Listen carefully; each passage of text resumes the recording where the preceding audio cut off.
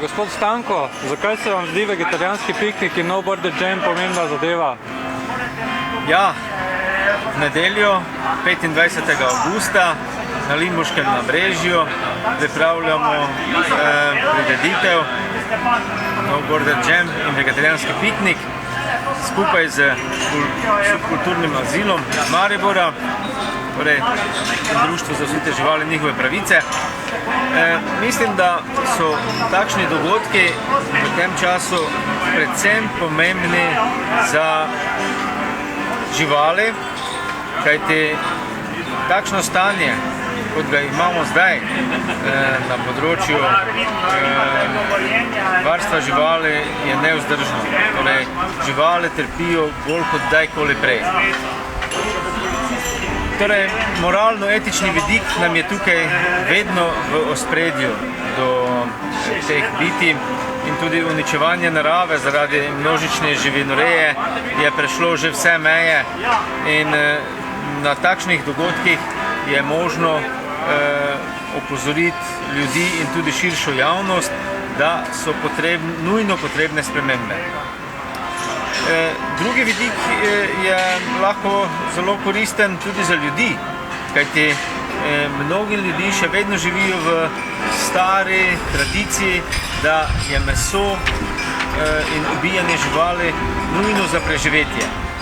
Mi pa trdimo, da to ni res in da je ta tradicija seveda več stoletna, tisočletna, ampak da je napačna in da je možno se prehranjevati drugače, torej brez živalskih sestavin. In na takšni prireditvi je možno, da ljudi spoznajo, da je tudi hrana brez mesa ravno tako okusna in polnovredna. Torej, tudi to bo možno na tej prireditvi poskusiti za tiste, ki so gurmani in ki mislijo, da brez mesa ne gre.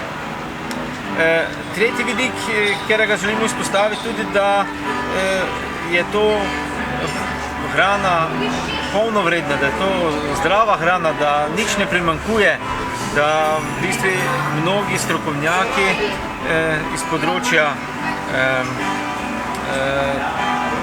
prehrane trdijo ravno nasprotno, da je vegetarijanska hrana bolj zdrava in da mesna hrana oziroma mlečna in veliko živalskih beljakovin povzroča novodobne civilizacijske bolezni. Torej, ti trije vidiki so zelo pomembni. Moralno-etični vidik do živali, torej zaščita živali je nujno potrebna, drugačen odnos do živali, jemo lahko gurmansko, okusno, brez mesa in smo tudi lahko veliko bolj zdravi. Seveda pa je na takšnih prireditvah tudi družabno pomembna, se srečujemo ljudje, ne glede na to, kako se prehranjujemo, kakšne poglede imamo. Torej, ta prireditev ni namenjena le vegetarijancem ali pa veganom, ampak za vse, predvsem pa so vabljeni tisti, ki morda želijo poskusiti kaj novega. Torej, pripravljamo prireditev za vse. Super, najlepša hvala. Hvala tudi vam.